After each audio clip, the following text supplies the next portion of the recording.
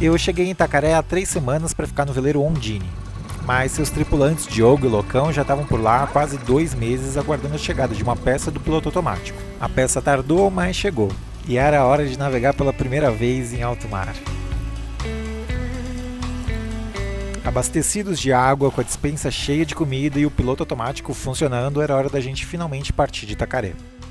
Mas antes de partir ainda recebemos uma 4ª tripulante para essa travessia. A Amália é do Equador e vive nômade viajando pela América do Sul há alguns anos já.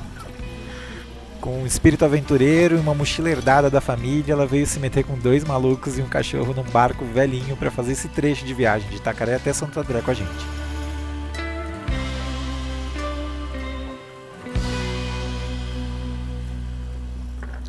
Agora sim, hora de partir.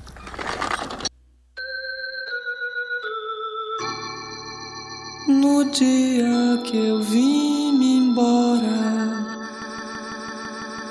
Oi, meu nome é Will e esse é o Gato. Eu tô me desfazendo de quase tudo que eu tenho. Da minha casa, do meu trabalho em São Paulo e indo pra longe dos seres que eu mais amo. Eu tenho 365 dias pra conseguir um barco pra chamar de casa, buscar esse carinha aqui pra morar comigo e conhecermos o mundo juntos, movidos pelo vento. Como que eu vou fazer isso sendo um trabalhador pobre, fudido e sem um barco? Eu também não sei.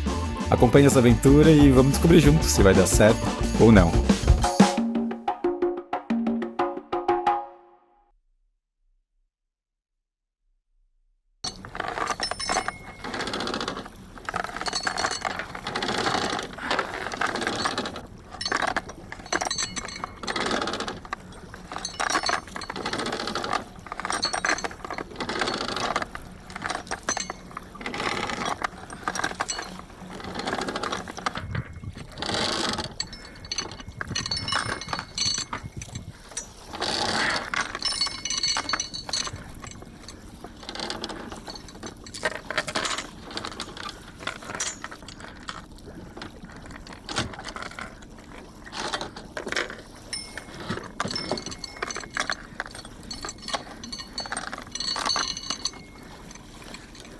Opa!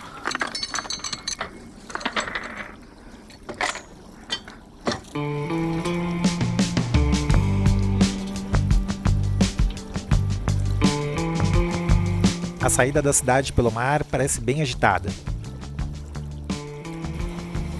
A gente saiu no fim do dia, bem quando todos os turistas se juntam nesse ponto aqui para ver o pôr do sol. A saída de Itacaré tem também esse imponente farol, que até então eu só tinha visto lá de longe da cidade. Esse então era o tal farol que eu vi o sol nascer quase todo dia nesse último mês.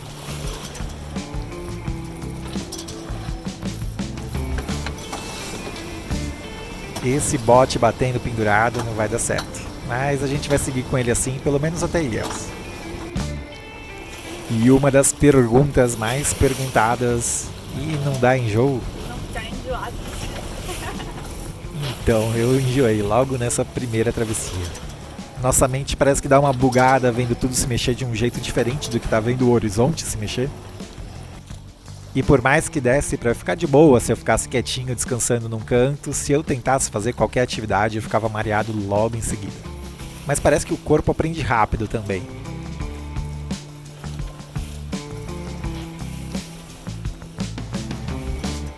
O dia foi acabando e logo viria a escuridão da noite. Ou assim pensava eu, pelo menos. A lua iluminava tudo ao redor e meus olhos logo se adaptaram. Eu não tenho uma câmera boa o suficiente para ilustrar, mas viajar de noite é simplesmente encantador.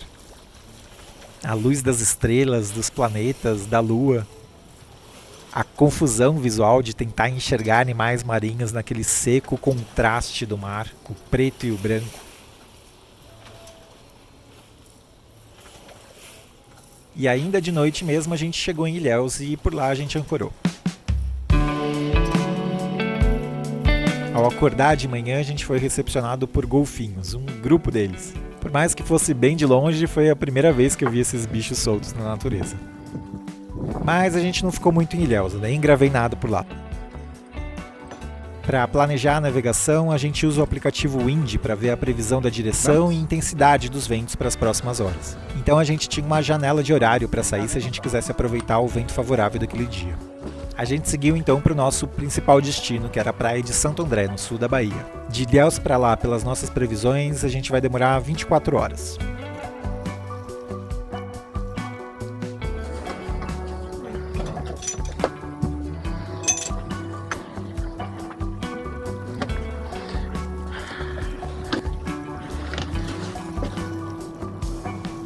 E dessa vez a gente botou o bote para cima antes de partir. Num barco, qualquer cabo ou objeto que fique balançando ou fazendo algum tipo de movimento constante, como o bote que veio pendurado de Itacaré para cá, significa desgaste. Os materiais eles trabalham, né, quando estão em movimento. Então a gente achou melhor deixar tudo bem preso para não acabar rompendo um cabo e perdendo o bote.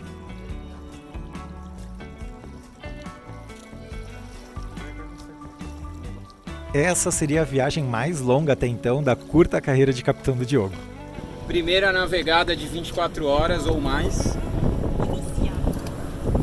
Iniciando aqui de Ilhéus. Tempo para ler, comer, para ver paisagem, para bater papo, para conhecer nossa colega de viagem Amália, saber mais sobre seu modo de vida nômade, de suas histórias e seus perrengues. Durante a navegação é preciso ficar de olho em algumas coisas. Nos barcos de pesca, que podem ter redes quilométricas no mar, com as quais a gente precisa tomar cuidado para não se enroscar. No rumo que a gente está seguindo, para ter certeza que a gente está indo na direção certa. E no ajuste das velas. E para ficar de olho nessas coisas, a gente divide a viagem em turnos de umas 3 ou 4 horas cada um. Dessa forma a gente consegue dormir, descansar e se distrair enquanto alguém está cuidando do nosso caminho. Eu fui responsável pelo turno daquela madrugada e foi maravilhoso. Era só eu, o loucão no cockpit vendo estrela. A previsão era de que nem ia ter muito vento durante a madrugada, 0, mas a previsão não se cumpriu e o vento ficou bem forte até de manhã. As baterias do barco já estão muito zoadas no fim da vida útil delas e a carga que o painel solar deu para elas durante o dia não aguentou a noite toda, tendo que manter a geladeira ligada e o piloto automático trabalhando sem parar. O piloto automático é esse braço que fica movendo o leme de um lado para o outro para manter o barco na direção que a gente quer. Mas nem toda falta é ruim. Apesar do conforto do piloto automático guiando o leme para mim, sem ele eu percebi o quão barulhento é seu motorzinho que joga o leme de um lado para o outro sem parar. Sem o piloto automático eu tinha que controlar eu mesmo a cana de leme, com o barco ali nas mãos e o som só do vento e do mar.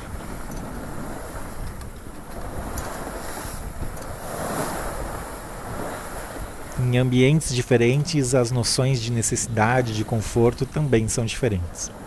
De olho ali nos graus da bússola e usando alguma referência no horizonte, eu tentava manter o rumo o mais constante possível. Com vento forte, navegando a 5, 6, 7 nós, eu fui entendendo como que o barco... Não bem entendendo, na verdade, acho que eu fui sentindo. Eu fui sentindo como o barco se comportava ali naquelas ondas, naquela direção que a gente estava. E com pequenos movimentos na cana de lane eu conseguia subir e descer as ondas mantendo rumo e um balanço confortável, apesar da velocidade que a gente ia. E acabando meu turno já de manhã, acabou também o vento. E aí eu quis aproveitar esse momento que a gente não tinha vento para seguir na vela e fui matar uma grande curiosidade que eu sempre tive. This is Jackass. O que é que tem no mar no meio do nada? Bom, e a resposta é nada.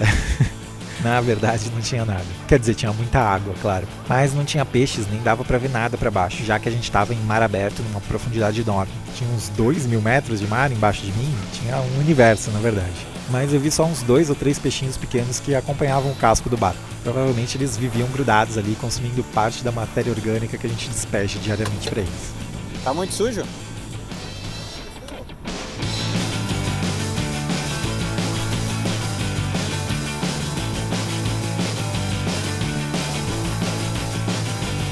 Mais uma vez a gente chegou só à noite no nosso destino, na praia de Santo André, em Santa Cruz Cabrália.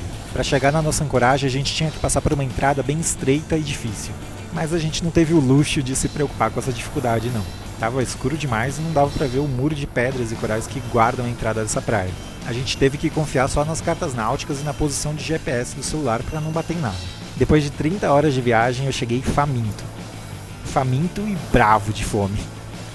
Eu praticamente obriguei meus companheiros tripulantes a comerem a contragosto no restaurante mais perto da ancoragem. Na manhã seguinte era a hora da nossa nova amiga Amália seguir seu próprio rumo, mais ao sul, em direção a Porto Seguro e além. Apesar de não saber disso naquela hora, a gente ainda ia se encontrar algumas vezes no futuro dessa história.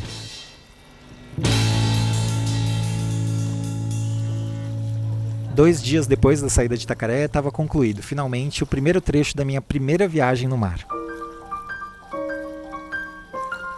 A ideia de se mover longas distâncias só com a força do vento foi um lance assim que me encantou demais. Transportar uma casa inteira de um paraíso para o outro usando velas. Apesar de não ter mais a minha casa com as minhas coisas, eu vou aprendendo que cada lugar onde eu tô é também minha casa. E o meu quintal essa semana vai ser por aqui mesmo.